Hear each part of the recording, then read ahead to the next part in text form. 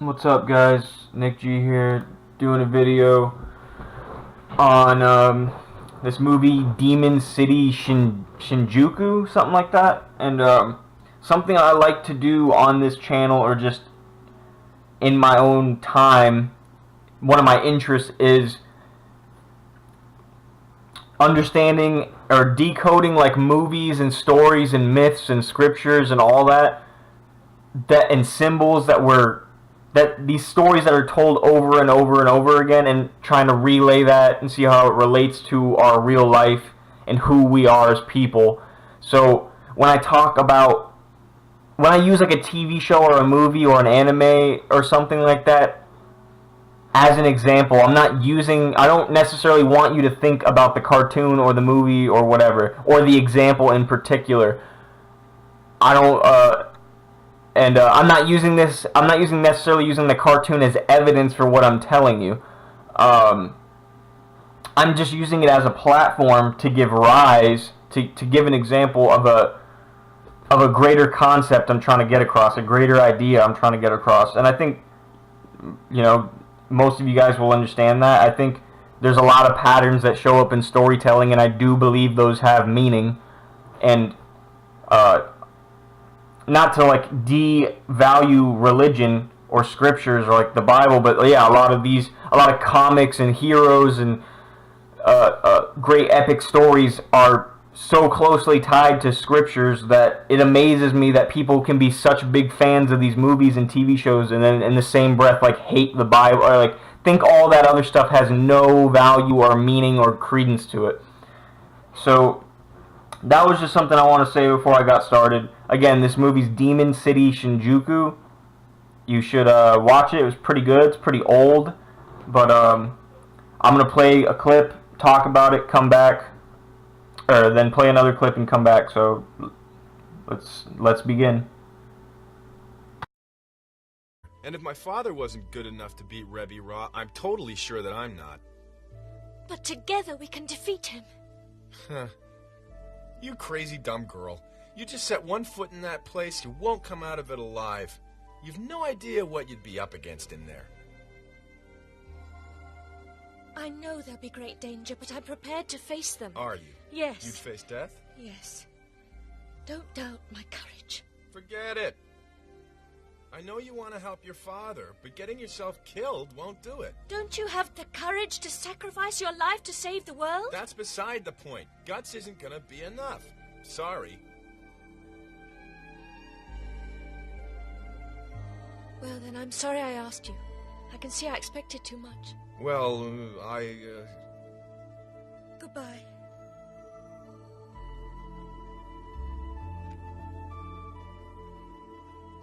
Hey, just a minute! Alright, so the reason I put that clip in is because this is sort of like the hero's call to action to actually do something about this demonic takeover of the world. And Rebbe Ra is like the villain of the movie, the guy that's helping bring in these demons. And the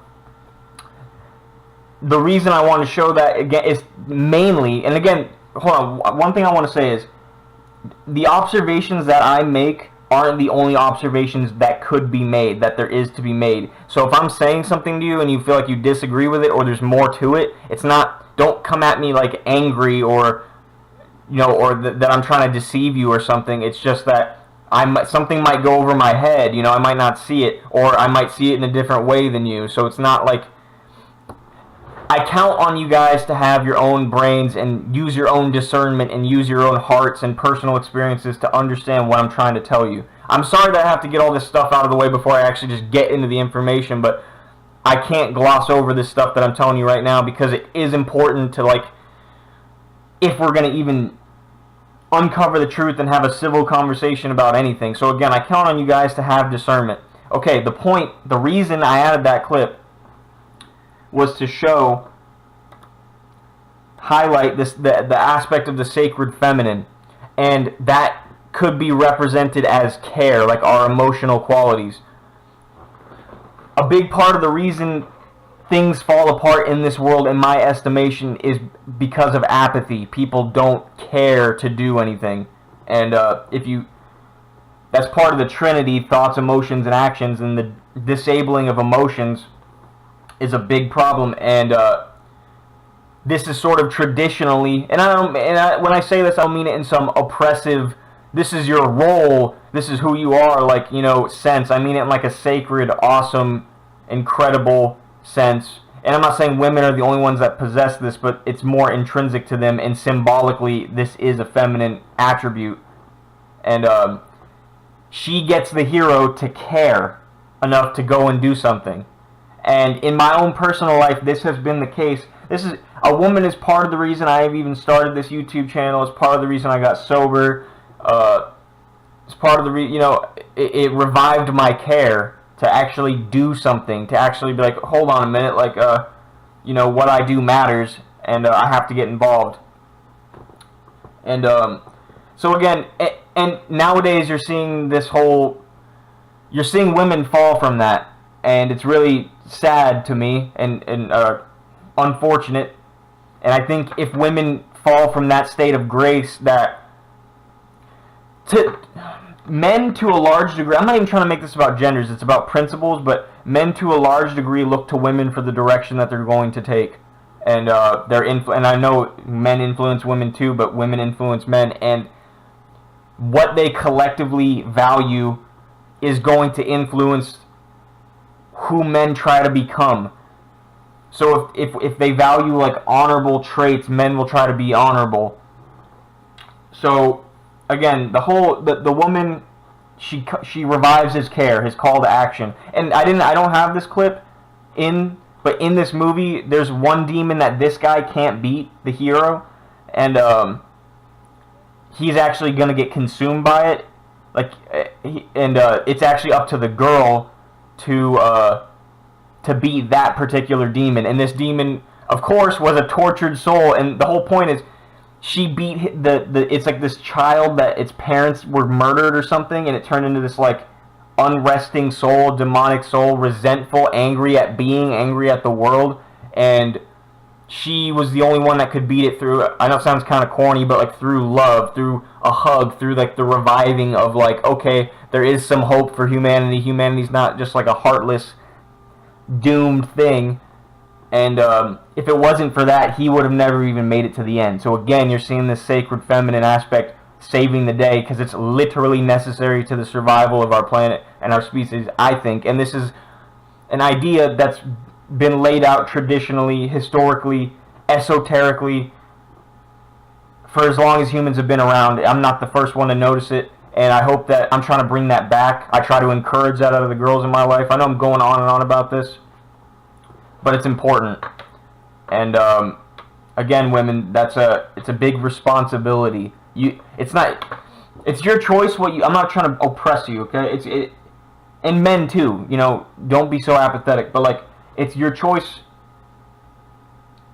whether or not you want to do anything with that responsibility. But that doesn't shake the fact that responsibility exists. In my opinion, I think it's I think it's just a part of life. There's nothing. And it's not like an oppressive thing. Embracing it is an empowering thing, and it's a beautiful thing. It's a sacred thing. Anyways, let's play this next clip, and I'll be right back. Since your arrival yesterday, there have been growing rumblings. Something tremendous is about to happen. We ain't playing no stupid game. There's a man who intends to subject the whole world to demon rule, and we're determined to prevent him. Why? Is that really worth doing? I don't know what the fuck you're talking about. Well, think a little. Men have always fought each other, always created chaos. That's familiar and safe. They know where they are in those circumstances. But to hazard a step into the unknown and love one another is far too risky for them. So if the demons do invade the world, bringing terror and misery with them, don't you think that men might welcome them as bearers of what they desire? Are you really one of them, Mephisto? Are you? I have been called demonic. Unjustly. I only ask you if this world's worth giving your life for. Do you know what you're doing? Okay, so this is a point in the show where the hero basically has to confront his own hypocrisy. And this happens all the time. In every show, every hero has to go through it. And he's basically asking, do humans even value what you're supposedly standing up for? Like, demonic, I know you guys, a lot of people hear that word and they think like, oh, like spooky, superstitious nonsense, but when we say demonic, we're talking about a symbol for attributes and a philosophy and an ideology. It's not like human malevolence and psychopathy. It's not really that crazy of an idea, you know. And I'm not even here to tell you like demons and devils aren't real. I'm just telling you it doesn't matter for it to have an impact on us, for it to have meaning, for, you know, none of that. So again, the hero right here, confronting his own hypocrisy. He's asking if people even value the right things, and there's actually a lot of weight to this guy's argument. And he's not even a villain in the show. He's just kind of a guy that's like, humanity's screwed. I'm gonna kind of just let things play out, you know, and defend myself. Like, he's not necessarily he's not like a villain in the movie. He actually helps these people out because this hero gets him to kind of give it, like, you know, to care again. He actually comes back in and helps him out later on and helps him save the day. So that's another aspect of the hero. He rejuvenates. He converts the people that were in disbelief or disheartened or nihilistic or however you want to put it. And that's in most cases, like Naruto. That's what he does with most of the enemies he fights. And that will is supposed to encompass everyone and hopefully create like a peaceful solution to the problems we face. But yeah, I'm sorry, I lost my train of thought here. But yeah, he again confronting his own hypocrisy. Bringers of what they desire. That's like a really tough question, because a lot of the times we see people, you know, digging their own grave, wanting what's bad for them. And if that's the case, he's asking him, is this world even worth sacrificing yourself for? Like, you know, these people are disgusting. And he has a response to that, and it's up next. So I'll come back right after that.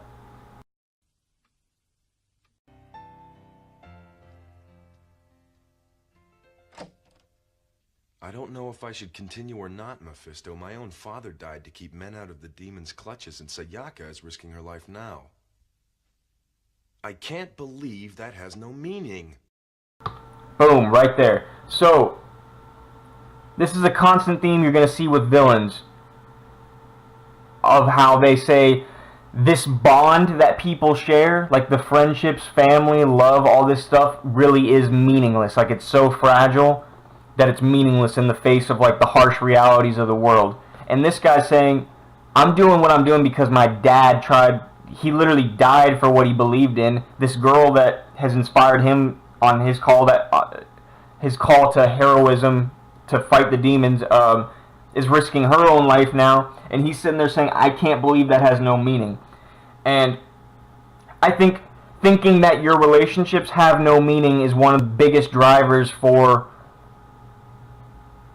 feeling like you don't have any responsibility for them, and ultimately that leads to their devaluation from something sacred, and then destruction ultimately. And I've experienced that in my own life, you know, like I never really realized, and this is something you're going to see a lot, like, and I know it sounds corny, but the good guys place the highest importance and the highest value on like their loved ones, and like they believe in humanity, and you might consider that naive, because I know we all like to say, oh, humanity's scum and we're screwed and we're doomed, and like I know we all like to sit around and say that, and we like to be nihilistic about it, but I admire and appreciate those that say and do otherwise. That's just me, because we're so devoid of that lately, I think, or at least they don't get as much eyes on them as they should. So maybe they're out there, they're just harder to see. But yeah, we've fallen from that largely, and this is religion and mythology and stuff like that is basically humans, and it could be greater than that. I'm not trying to reduce it from it's like, maybe like the Son of God actually did walk this earth. I don't know. Okay? But what I'm saying is it's humans' attempt to describe what the ultimate admirable person is, and love and respect and responsibility and competence. He's not just some weakling, he's like a tough guy. He's not just like a coward, like, oh, I'm moral because I'm scared. He can fight. He could just walk away from all this. He doesn't have to do this. And I can't believe that has no meaning right there. That tells me, like, I think there's meaning everywhere. I think your relationships have meaning, and I think that meaning presses you and makes you feel responsible, and that's why people would rather believe things have no meaning. I think it's like a fear thing and like a discouraged thing, like people just don't think, and like a disbelief thing, lack of faith, like things cannot be better. Anyways, yeah, that's all I have to say about that. Let's play the next clip. You're a romantic fool, Kyoya.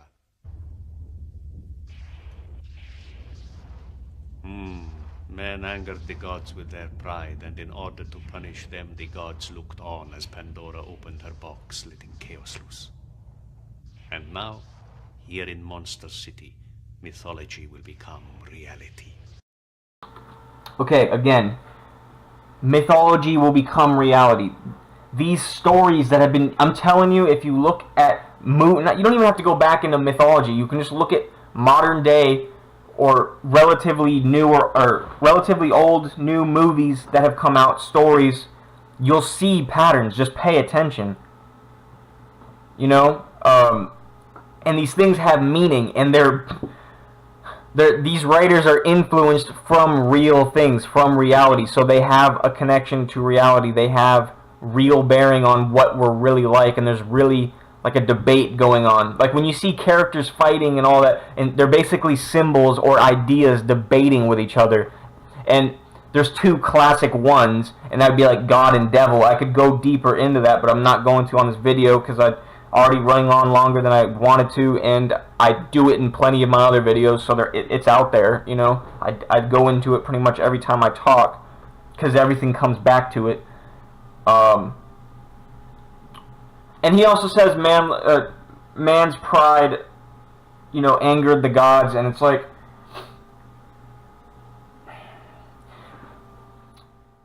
I would describe God as like ultimate responsibility, or like truth / morality, and I do believe it's fixed, and like cause and effect, that might be another way to look at it. I do believe it's fixed, and I think man's pride that he can do better than that, he can come up with something better than that, is one of the reasons that things fall apart, that tyrannies manifest, that we lose freedom. I think morality and freedom are directly proportional to each other. And again, it's kind of like, okay, I'll describe it like this. I'll give you an example. You can think about like communication, rules to communication, right? You could say the rules to communication represent God. Whether you know it or not, you're actually operating by some kind of, like in the real world, maybe not as much on the internet because we're all anonymous and we're kind of dicks. And that's kind of why we disregard the rules to communication or God on the internet. And that's kind of why most comment sections are unproductive, angry places. And that's the evidence or the measurement you can use for when our refusal to acknowledge God or those rules will create chaos. Kind of like Mephisto just said here, when Pandora opened his box, the gods looked on. When chaos emerged, the gods looked on. But my point is, go up to every new person you meet and the first thing you say is like, you're a piece of shit, something like that. And see how unproductive and chaotic things get, or how violent things get. So when we disregard, and you have to be subordinate to those rules of communication, and sometimes, and I just mean like a moral sense, I'm not saying like this political correctness stuff, I'm just saying, We have to like actually care about what's true. We have to have respect for the audience and the person that's talking to us. These basic things, so that things don't completely dissolve into like chaos and violence. Another way you could look at it is like the founding fathers. I'm going way off topic, but not really. The founding fathers, I think this is valuable information. The founding fathers, we hold these truths to be self-evident that all men are created equal. They believe that our rights came from God and not from government. And I actually believe that's true. Because think about it this way. First Amendment. Okay, tomorrow the government says you can no longer speak freely. You don't have that right anymore. In reality, even if they had guns out, even if they had brainwashing in play, could in reality you not speak freely anymore? Like in reality, could you actually not say what you wanted to say? No, you could. They just have to trick you and intimidate you and deceive you into thinking that you can't. It's not a right that someone can take away. They can, use coercion to discourage it, but it's an actual right intrinsic to reality, and that's what people mean when they say it comes from God, not from man. And the highest form of arrogance, in my opinion, is man thinking he's God. And again, a lot of people in the comment sections act like they think they're God. And what I mean by that is, again, they think that nobody has anything to tell them. And once again, we see why, nothing good happens when we have that attitude. Again, Second Amendment. Tomorrow, they said, you're no longer allowed to own the means, or you're no longer allowed to defend yourself or your family. That's not a right anymore. In reality, could you actually still defend yourself and your family? Yes, you could. They have to trick you. If someone says you have to talk, if you don't have the right to remain silent, again, they can use force, they can use intimidation, they can use guns, they can use lies, but in actual reality, in truth, they could not actually make you talk or not remain silent. You get what I'm saying? And that's what people mean when these rights are endowed by God or the Creator or the universe or reality, not by government, not by man. I'm glad that the Constitution and the Bill of Rights agrees with basic morality, and that's why America has prospered, largely why America has prospered, and we've fallen from that largely nowadays. But if the Constitution or Bill of Rights was torn up tomorrow, those rights would still exist. I'm telling you right now, they would still exist. No matter what, scum in a suit said they didn't. Alright, let's continue. I'm sorry, I'm going off on a tangent there.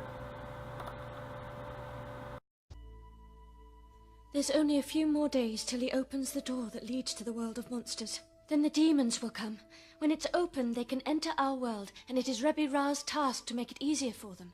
He intends to use his powers to bring destruction to human beings so that they're too weak and afraid to resist when his dark allies invade. Okay, again, demonic could just be representational or symbolic of a certain ideology or philosophy about who we are, what the ultimate measurement of our strengths and weaknesses are, and you're going to see that play out in the clip. This is like the main encounter, hero versus villain right here, and you're going to see how in the beginning that I said, I could just tell you after I play the clip, but you're going to see how I said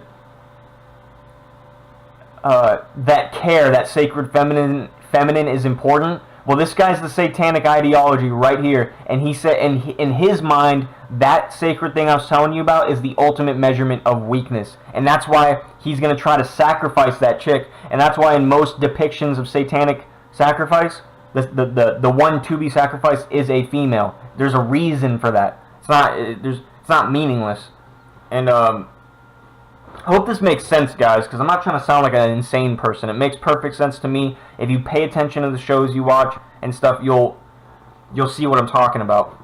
And like Anakin Skywalker, what does he do before he turns to the dark side? He chokes out Padme. Sasuke wants to kill Sakura. A lot of things like that. It all means something.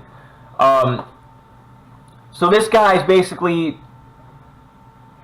if you buy into like the New World Order, Illuminati sort of stuff, like globalization, consolidation of power into fewer and fewer hands, which I do believe is taking place like clear as day.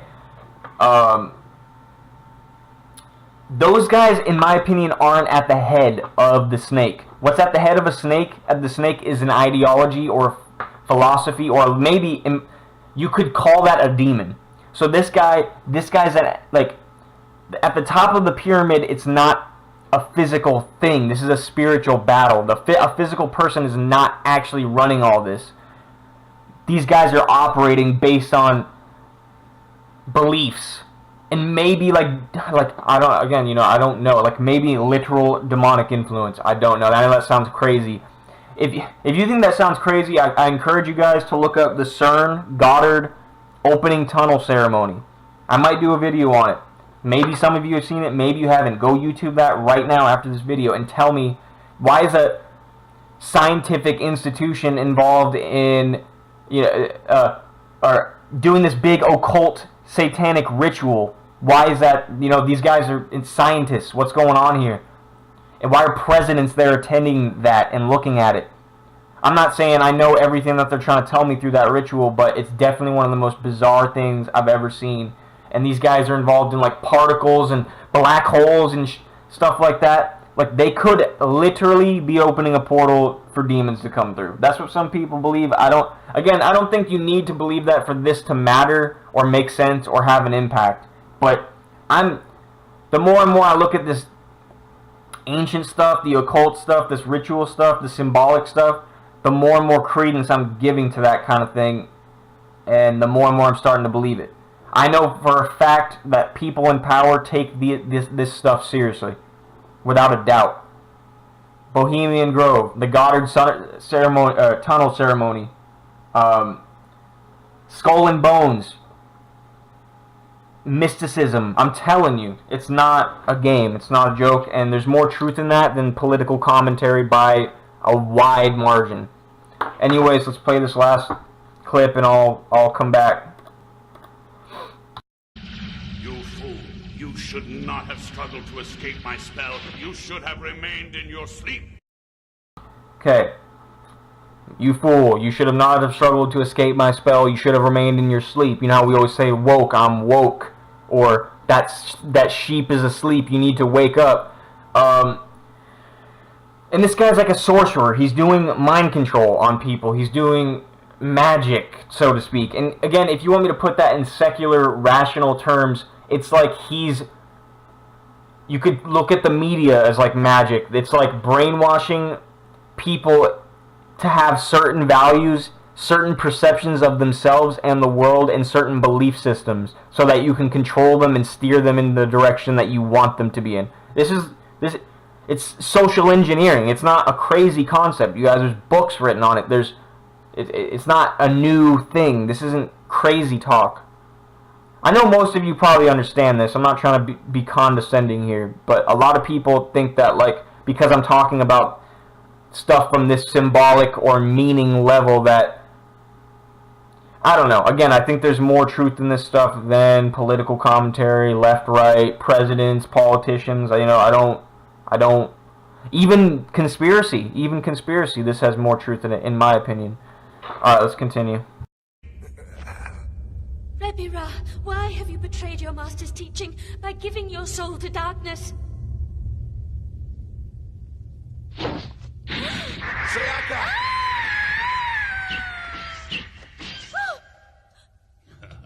Till now, we lacked a suitable victim for our ceremonial sacrifice. Now she will die. Like fuck she will.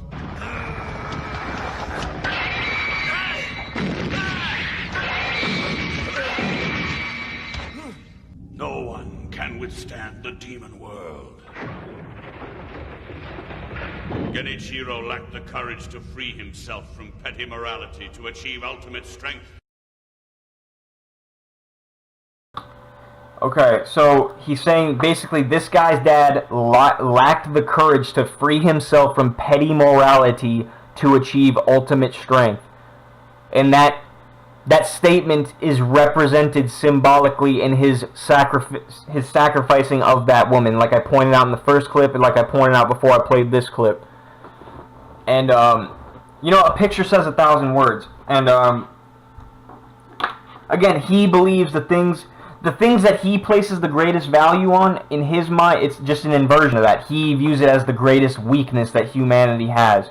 And I think if we all developed that attitude that this demon guy has, we turn into, the planet turns into a hell world. And I believe that you can use that as a measurement, as an observation, the scientific method that morality should not be ignored, and it's not some irrelevant, like, oh, you know, like, I almost would say it's absolute, it's objective, it's truth. But, you know, a lot of people, if you can't accept that, then please just on some level understand that there is such a thing as a right way and a wrong way and a better and a worse way to act. It's not all subjective, it's not all relative. And another side note is this guy's dad, a hero, trained this guy, the demon guy. So it's like you could look at it as like God almost gave birth to God gives rise to the Christ and the Antichrist. Being gives rise to the hero and the anti-hero. Because some people just come to different conclusions and different approaches on how they want to solve the problem. And some people get resentful and filled with pain, and they want to take revenge upon God or the world. And you could actually look at that as this is just me speculating, and you could look at that as a product of God. If his dad was like an honorable hero and he trained this other guy and then he killed him, and now his son's coming back to, like, you know, fix the problem. But yeah, I hope that makes some sense. That might be all I have to say. I'll play the last few seconds and see if there's anything else I want to say. Nempo is as nothing set against the power that those I serve can bestow on their earthly subjects. Why do you not stay as my acolyte, and I will teach you? Okay, right there. That's the last thing I want to say is, why do you not stay as my acolyte, and I will teach you? So again, he's more interested in corrupting the hero than he is in killing the hero. And you'll see this a million times over in shows and everything. And what that means is they both understand this battle is not a physical one. He wants to prove a point that when the incorruptible becomes corrupted, he's right about humanity. He's right. So he wants to prove a point. Luke, the Emperor, is more interested in killing Luke, or corrupting Luke Skywalker to the dark side than he is in killing him. And of course, once Luke and this guy refuse, then it's like, okay, then I'll just kill you. But he wants to corrupt them. It's to prove a point. It's a spiritual battle, I'm telling you. I hope some of this makes sense, guys. I'm telling you, this has way more bearing on reality than people want it to. People say, oh, like, you believe in that stuff, so you have, like, false hope and you live in La La Land. And it's like, no. This actually puts a great sense of responsibility on you, and I think people that ignore it are actually the real ones who are trying to shirk the responsibility, not me. But, you know, maybe I'm just being a dick. I don't know, maybe I'm just crazy. Let me know what you guys think. Again, if I miss something, if you notice something that I don't notice, it's not me trying to, like, be a deceptive or condescending or a jerk or whatever you imagine about me. Like, I'm trying to figure this out like you're trying to figure out. I'm trying to solve the problem. I really do believe there's a large satanic force or philosophy or ideology that's getting tighter and tighter around humanity's neck, around the world, and we're going to see the repercussions of that. And I'm just doing my part to stop it, okay? Like, I don't want to see that happen. I'm not interested in, I would like for you guys to like me. I would like for people to like me. It's not a priority, but I'm just interested in doing the right thing, and I'm trying to encourage other people to do that. So let's please, you know, use your discernment. Understand that I'm a flawed person. I don't know everything. Let me know what you think. Try to keep it civil. Try to keep it productive. If anyone even sees this video. Alright, thank you guys. I appreciate you listening. Stay tuned for more.